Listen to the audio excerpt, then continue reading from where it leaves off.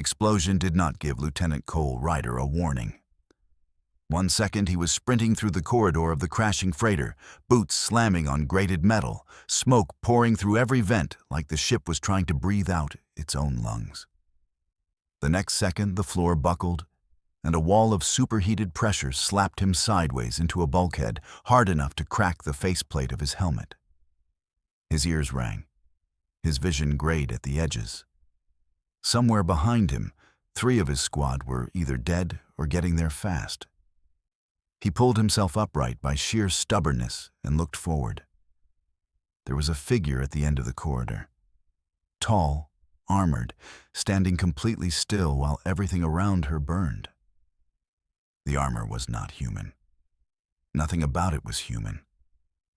The plating ran in overlapping articulated scales, a deep violet shading to black at the joints, and the helmet was a smooth oval with no visible visor.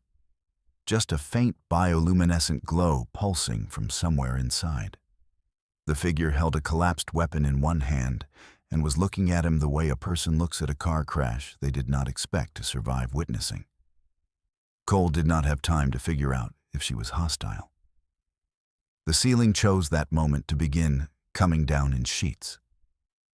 He ran at her, not because he had a plan, because the only structural support still intact in this whole dying corridor was the 10 feet of wall directly behind where she was standing. And his body made the decision before his brain finished the sentence. He grabbed her arm, pulled her back against the reinforced section, and pressed flat against the wall as half a ton of ceiling plating screamed past them both and hit the floor hard enough to shake the whole ship. Silence. Or close enough to it.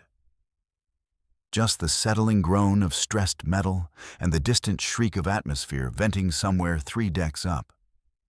Cole looked at the figure beside him. She looked at him. Then she took her helmet off. He had been briefed on the Cathari. Every soldier deployed to the Outer Rim had been. An allied species, the briefing said. Proud warrior culture.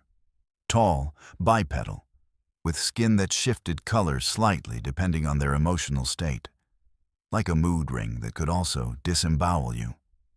The briefings had included photographs.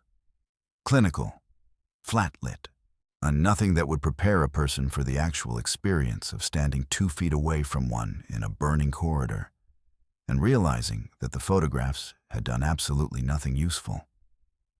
Her eyes were gold, not metaphorically gold. The color of actual hammered metal catching light.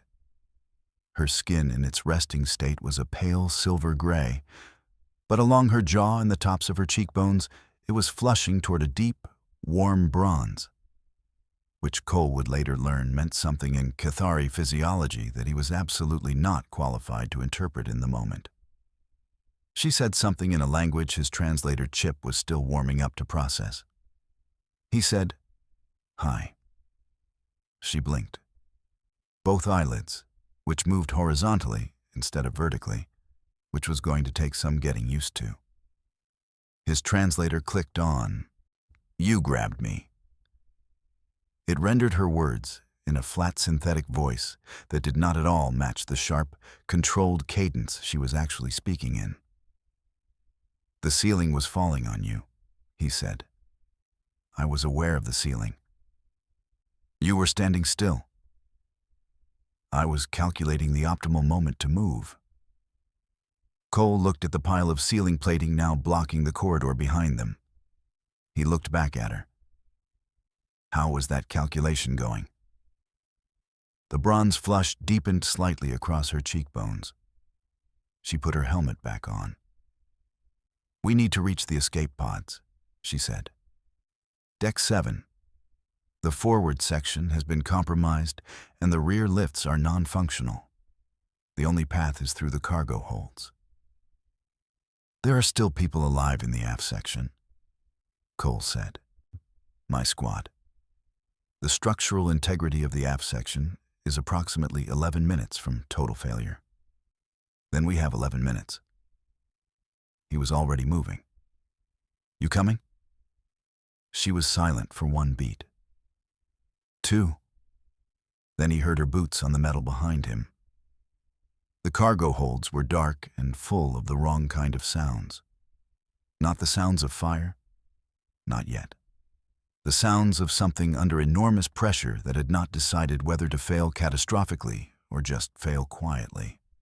Every third step of the floor gave a millimeter of flex that human feet would not have noticed, but that Cole's combat training had him cataloging as a very bad sign. He found Corporal Dan Harris alive and mostly intact behind a collapsed storage unit. One arm pinned, more expression somewhere between relieved and confused when he saw Cole coming through the smoke. He found Private Maya Ortiz 20 feet further in, unhurt but wedged under a jammed blast door that took both of them pulling to shift. The third member of the squad, Specialist Kai Nolan, they found sitting upright against a wall with his helmet off, talking to the alien woman who had apparently beaten them there by taking a parallel route, and was now crouched in front of him, holding one of his hands in both of hers, and speaking in low, even tones that the translator rendered as medical triage instructions. Kai Nolan's leg was broken. Cleanly, not compound, but broken.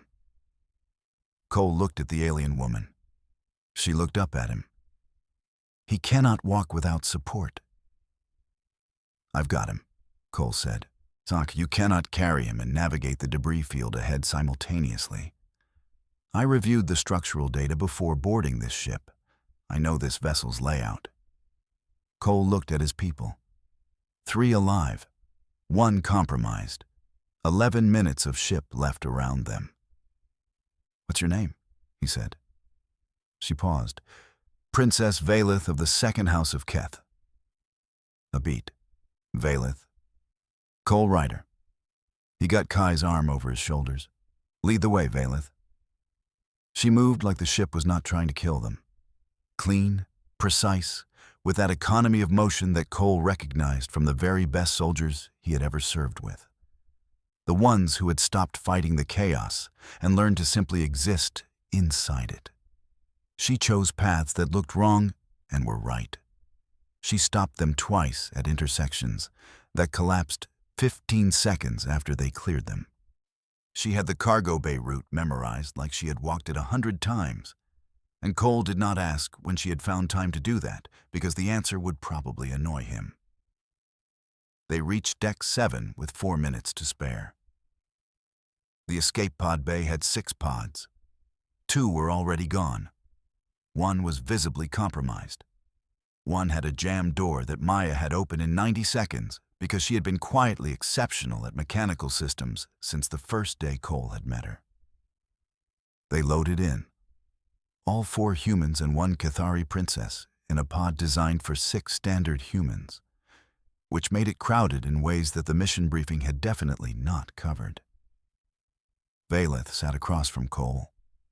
Her helmet was off again. The bronze flush was fading, which he supposed meant whatever had caused it was fading too. Her gold eyes moved across his face with an expression his translator chip had no function for. The pod fired. The freighter behind them came apart in a series of explosions that the pod's small viewport rendered as a silent, beautiful catastrophe, like watching a city made of fire rearrange itself into something formless and then disappear. Dan Harris said, "Who was that?" Cole said, "She's the reason you're alive." Valeth said nothing. She was watching the wreckage. The bronze along her jaw had come back, faint and even, and Cole decided he was going to learn what it meant. He had that particular feeling he got sometimes at the start of very long missions. The one that said, "This is not the end of something. This is the beginning." The pod drifted into empty space, and nobody said anything else for a while. Motwanam, the rescue corvette USC Dauntless, picked them up 4 hours later. Lieutenant Commander Nina Hayes, commanding, was a compact woman with close-cropped hair and the kind of neutral expression that took years of active service to construct properly. She met them in the docking bay, looked at the 4 humans and one Kethari princess stepping out of an escape pod, and simply said, "Debrief. 1 hour. Whoever's bleeding, medical bay first." Kai got carried off by the ship's medic. Dan went voluntarily after his arm got a proper look. Maya went to find dry clothes. Cole stayed. Nina Hayes looked at Vaelith. Vaelith looked at Nina Hayes. "Princess Vaelith," Nina said. Not a question. Her briefings were clearly up to date. "Commander," Vaelith said, "you were aboard the freighter as a passenger?" "As hired security." Nina's neutral expression did something small and controlled. "The second house of Keth hires out mercenary work. The second house of Keth does what it finds necessary," Vaelith said. Nina looked at Cole. He gave her the look that said he would explain everything in the debrief and would also like to not be standing in a docking bay anymore. She accepted this, as she usually did, because she had been reading his face for 3 years and had given up pretending she could not. "Guest quarters," Nina said to the nearest crew member. "The good ones." Vaelith followed the crew member without looking back. But at the turn of the corridor, she stopped. "Lieutenant Ryder," she said, not turning. "Yeah." The ceiling would not have fallen on me. She walked away. Nicole stood there. Dan Harris, arm in a fresh cast, appeared at his elbow. "So," Dan said. "Don't," Cole said. "I was just going to say she's very tall." "Dan, that's all. Just an observation about her height." He paused. "The face color thing is interesting too." Cole walked away. Dan followed him, smiling in the specific way that was going to get him assigned to latrine duty if Cole had any say in the matter.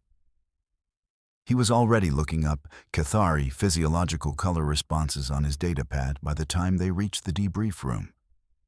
Reading quickly, finding the relevant entry, and then reading it again more slowly.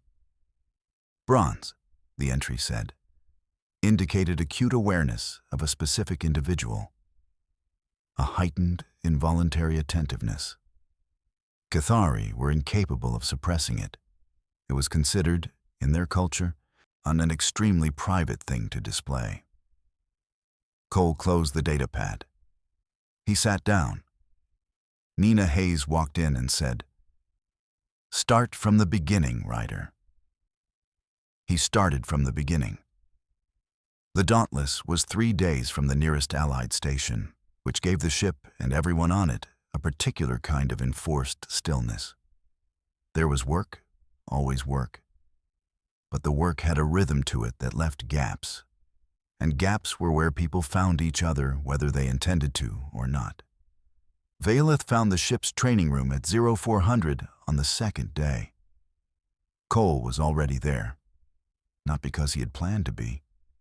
He had a habit of early mornings and an inability to sleep past 3 hours when he was within 2 days of a close call. The ship's training room was where he put that excess energy. He had been there for 40 minutes when the door opened, and Vaelith walked in, stopped, looked at him, and then looked at the door. "The crew member who showed me to my quarters mentioned this room," she said. "It's open to everyone."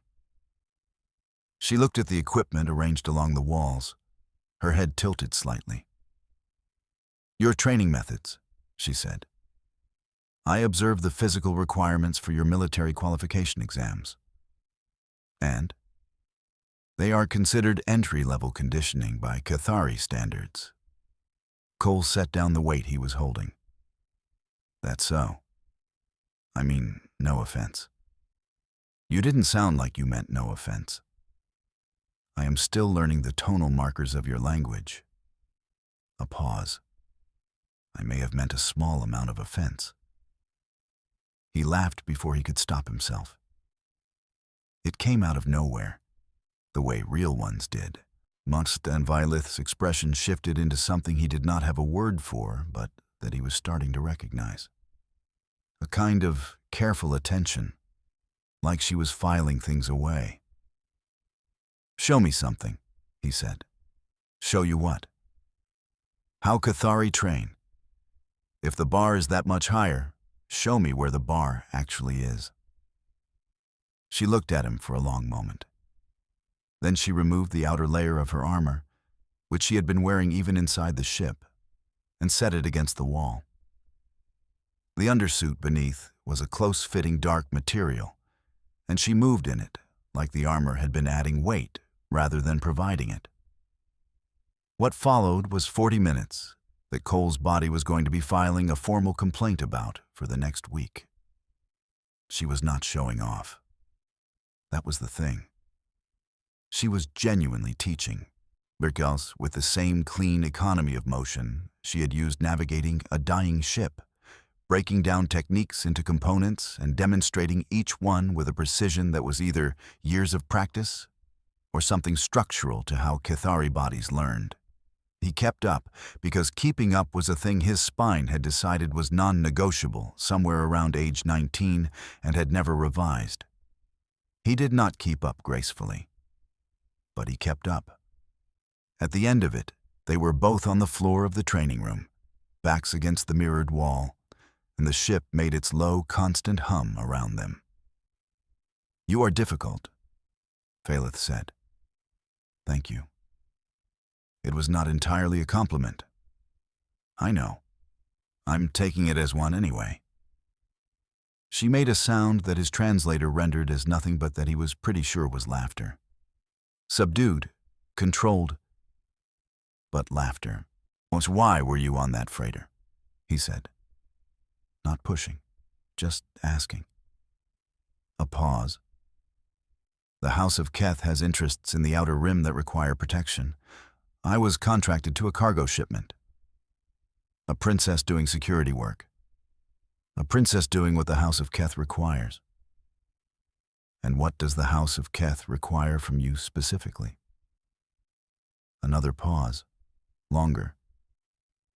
"I am the second daughter," she said.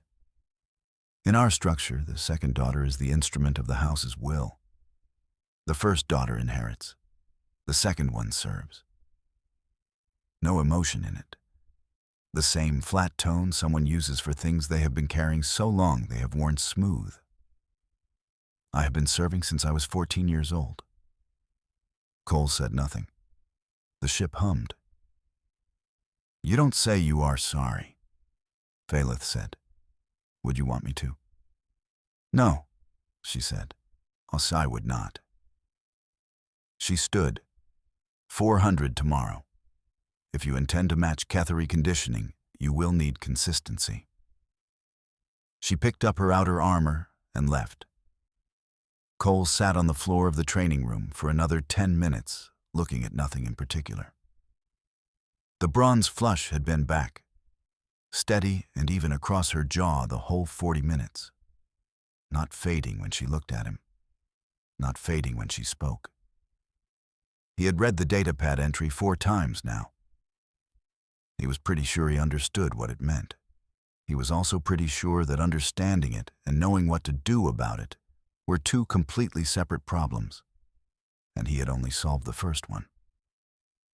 The USC Dauntless arrived at Allied Station Meridian on day 3, and Station Meridian was, among other things, a political problem in the shape of a building. Cole had been to Meridian twice before. Both times for logistics pickups, brief, clean, uncomplicated. This time, Commander Nina Hayes pulled him into her office before they docked and put a data file in front of him. "The Cathari consul is on this station," she said. "All right." "He has been notified of Princess Valeth's presence on this ship." She let that sit. He sent a response within 6 minutes. Cole looked at the file. The response was 4 lines of diplomatic text that his translation subroutine rendered cleanly, and that managed to communicate, in those 4 lines, an enormous amount of displeasure in a very controlled format. The second House of Keth apparently did not inform the consul's office that the princess was operating in this region. Nina said. Or that she was doing mercenary contract work. Or that she had been aboard a freighter that was destroyed by what we now believe was a deliberate attack. Cole looked up. Deliberate. The freighter's black box was recovered by a salvage drone 2 hours ago. The explosion originated from an internal device. Someone planted it. Nina's neutral expression was doing a great deal of work. Someone who possibly knew a member of the Cathari royal family was aboard. The information rearranged itself in Cole's head. The whole picture of the burning corridor. Valeth standing still, her stillness not the stillness of calculation, but possibly the stillness of someone who already knew what was happening and was deciding whether to survive it. Does she know? He said. I don't know what she knows. That's why I'm sending you. Why me? Nina Hayes looked at him the way she had been looking at him for 3 years. Because she'll talk to you, she said simply.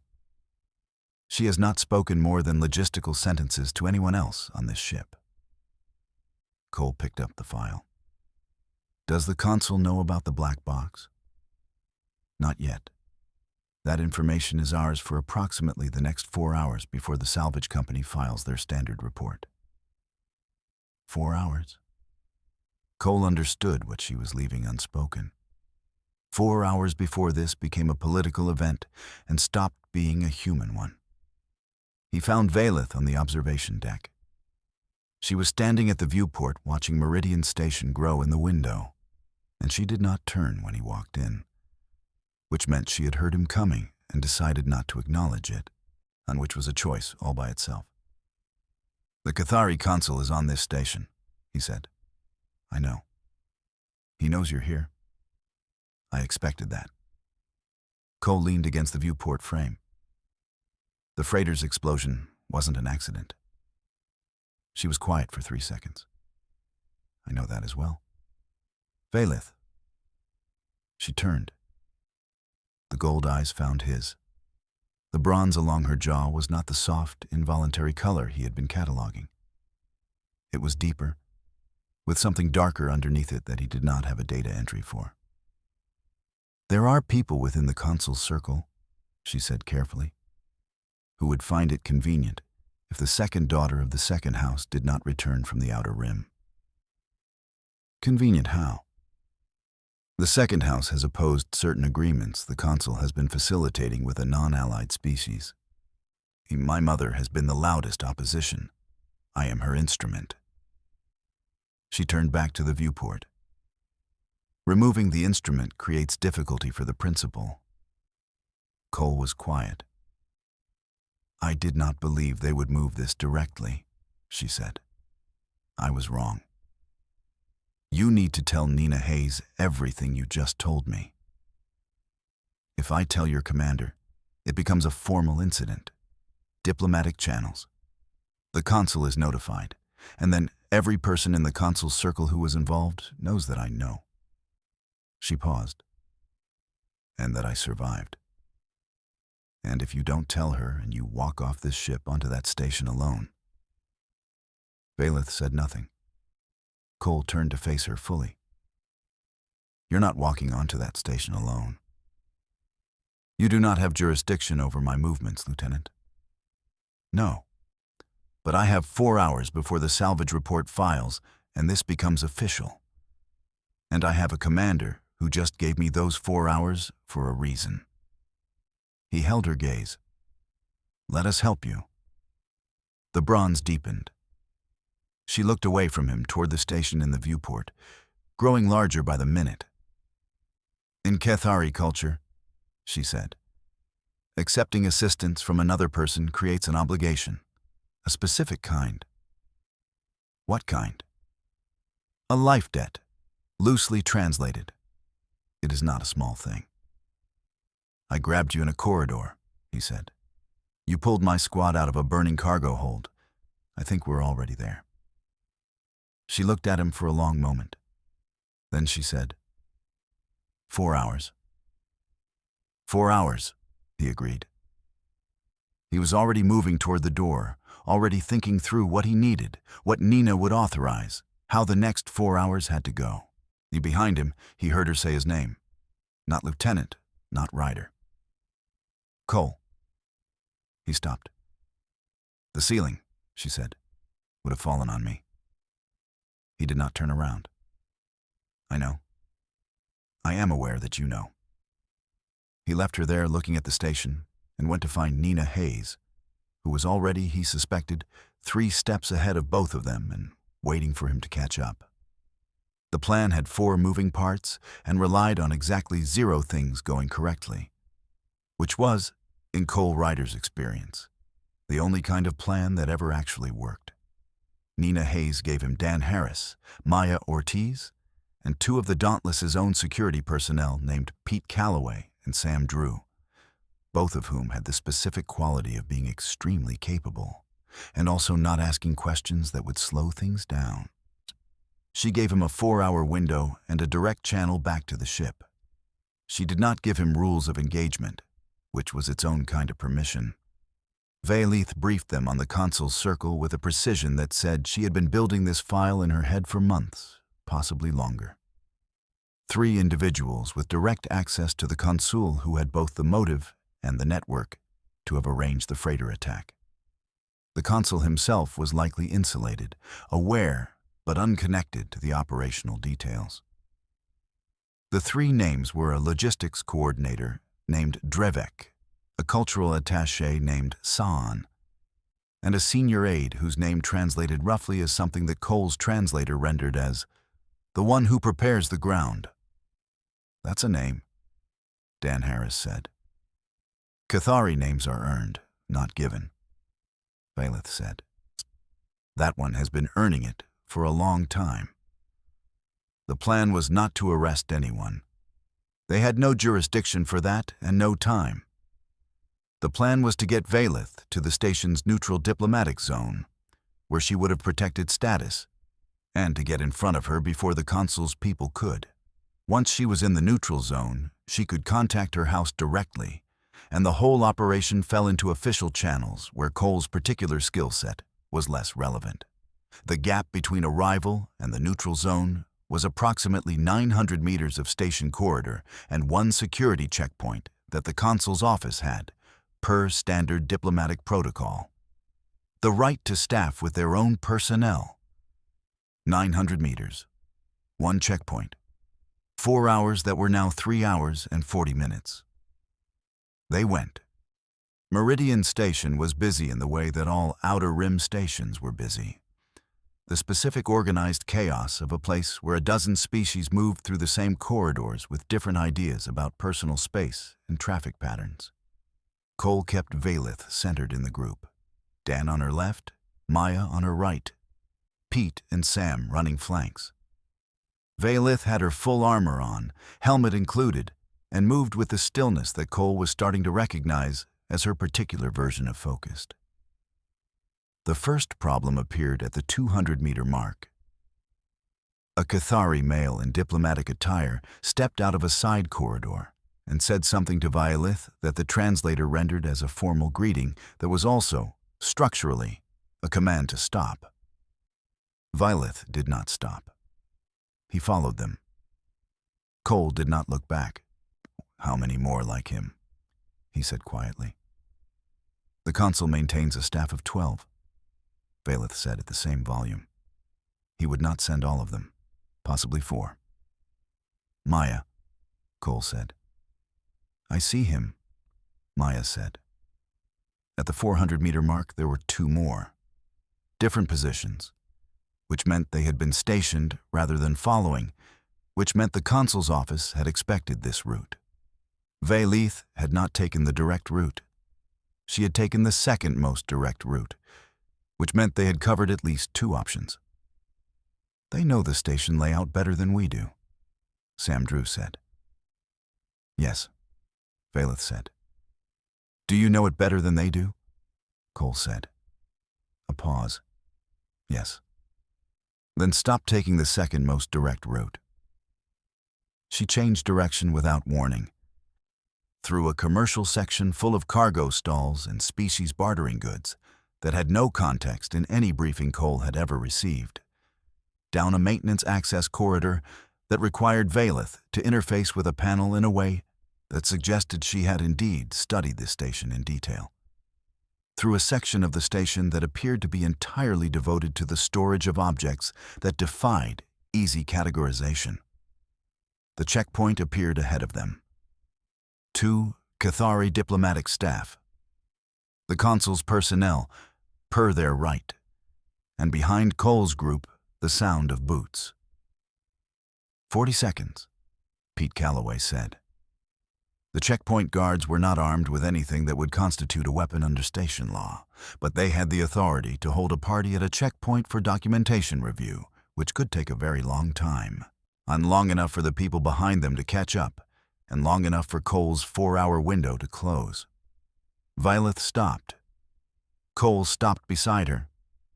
"I need to remove my helmet," she said, very quietly, just to him. At a diplomatic checkpoint, a member of the Royal House of Keth has the right to demand direct passage under royal protocol. It requires presentation of biological identification. My face. A pause. The process takes approximately 90 seconds, during which I cannot move. "I'll be standing right next to you," Cole said. The process also requires that no non-Cathari be within arm's reach during the presentation. It is a cultural restriction. For 90 seconds, you cannot be beside me. The boots behind them were getting closer. Cole looked at the checkpoint, at the 2 guards, at the corridor behind them. "How do you know they won't just override the protocol?" he said. "Because overriding royal identification protocol on a neutral station in front of witnesses is an act of war," she said. "Even the consul's people will not do that." 90 seconds, Cole said. 90 seconds. He turned to his team. "Stack up behind us. Nobody gets within arm's reach of her during the presentation, and nobody from behind this line gets through us while she's doing it." Dan Harris cracked his knuckles. Maya Ortiz checked her station clearance badge in a way that was technically just holding it, but also clearly a statement. Pete and Sam drew up shoulder to shoulder. Violet removed her helmet. The bronze along her jaw was gone. What was there instead was something cooler, a silver white that her species did when they were, according to the data entry Cole had now read 6 times, in full command of themselves and committed to a singular purpose. She walked to the checkpoint and began to speak. The guards reacted.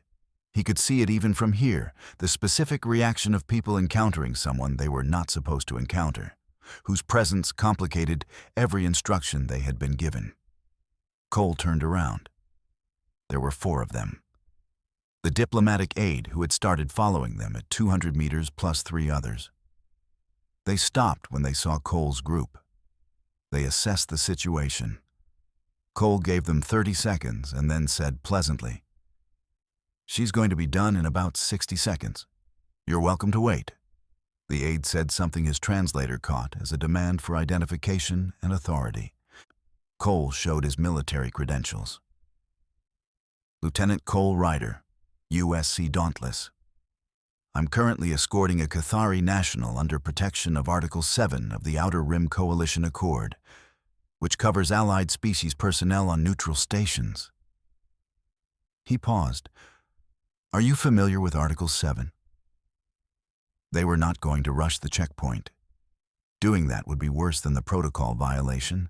They knew it. He knew it. It was 30 very long seconds. Behind him, he heard Valeth's voice stop. He heard the checkpoint mechanism click. "Lieutenant," Maya said quietly. He turned. Valeth was through the checkpoint. Both guards had stepped back to their positions. Her eyes found him across the corridor. He walked through. Dan, Maya, Pete, and Sam came behind him. The neutral zone doors slid closed, and Cole let out a breath he had been holding for approximately the last 8 minutes. Valith was looking at him with the silver white still across her face, but at the jaw, beneath it, the bronze was starting to come back. "You knew Article 7, she said. "I read it on the walk over here," he said. Dan Harris sat down on a bench and said, "I cannot believe that worked." "It almost didn't," Maya said, "but also it did. So?" Pete Calloway said, "I need to eat something." Sam Drew agreed. Valith was still looking at Cole. "You have 4 minutes before your window closes," she said. "I know. After that, this becomes official. Diplomatic channels. I will be in the hands of my house's own personnel." "I know," he said again. She was quiet for a moment. The neutral zone was clean and still, and smelled like recycled air and something faintly metallic, and also, very faintly, like the particular scent of Cathari that Cole had been becoming accustomed to over 3 days on a ship. "I will contact my house," she said, "and I will report the names I gave you, the black box data, all of it. Good. And the consul's people will know that I survived and that I have the information." She paused. "Which means the house will need to move quickly. Will they?" "My mother," Valith said. And for the first time her voice had something in it that was not controlled. "Does not move slowly when her instrument is threatened." The faintest, almost something at the corner of her mouth. Not quite a smile. Something more complicated. "I am told I take after her." Cole's communicator chimed. "Nina Hayes. It's right on time." "Ryder, you have the package secure?" "Secure and in the neutral zone. Proceeding to diplomatic handoff." "Copy that. Nicely done." A pause. "All of you." The next 30 minutes were procedural. Cathari diplomatic personnel from a neutral house arrived, not the consul's staff. And Cole stood back and watched Valith transition from the woman who had trained beside him at 0400 and spoken in a quiet corridor about what it meant to be the second daughter back into something more formal and more armored. Not physically. Her armor was back in the dauntless guest quarters, but in every other way. She was a princess again. He could see it happen. Before she left with the diplomatic personnel, she turned back one last time. "You will file a report," she said. "I have to. It will cause problems for the consul." "It's going to cause a lot of problems for the consul." "Good," she said simply. "Then, my house will send a formal communication to the USC Dauntless regarding the debt owed." "You don't owe anything," he said. "I told you. In Cathari culture, that is not how this works." The bronze was deep and steady and completely visible. She was not trying to hide it. That, the data entry had told him, was the part that was considered extremely private. The not hiding. She left. Cole stood in the neutral zone while his team found a place to eat, and the procedural aftermath rolled forward, and the 4-hour window closed behind him like a door. Dan Harris appeared at his elbow with a protein bar. "So," Dan said. "Don't," Cole said. "I'm just saying the formal communication from her house is going to need a recipient name." Cole took the protein bar. "It's going to be a while before she can contact anyone outside diplomatic channels," Dan said. "Weeks, probably. Maybe longer. Depending on how fast the consul situation develops." "I know. But eventually, Dan." "I'm just noting the timeline," Dan said peacefully. "Purely logistical. No subtext whatsoever." Cole looked at the door Valith had walked through. Then he looked at the corridor ahead, the direction back to the Dauntless and the next assignment and the ordinary machinery of his life that would now presumably resume. His datapad had a new entry open. He had started it on the walk over, between reading Article 7 and arriving at the checkpoint. Cathari Formal Communication Protocols. How to respond correctly. What the obligations were and what they were not. What the bronze meant when it was not hidden. He had 3 weeks before the Dauntless would be back in this region. That, he thought, was enough time to learn what he needed to know. The protein bar was terrible. He ate it anyway. He had that feeling again, the one from the escape pod, the one that said, "This is not the end." He walked back toward the ship. The story was just getting started.